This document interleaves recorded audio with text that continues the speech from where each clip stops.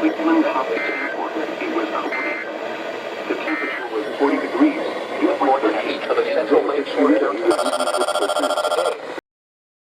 Why is WNG698 testing so late? It's been 10 minutes!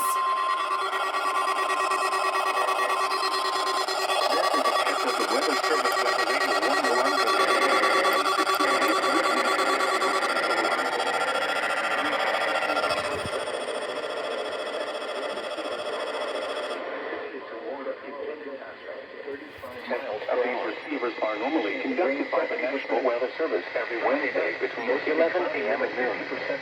When there is a threat of or existing severe weather in the area, the test will be postponed until the following day. This ends the test of the National Weather Service weather radio warning alarm. The temperature was 40 degrees. On the latest weather map, high pressure will build into the region today before exiting the 18. Low pressure will build 29.93.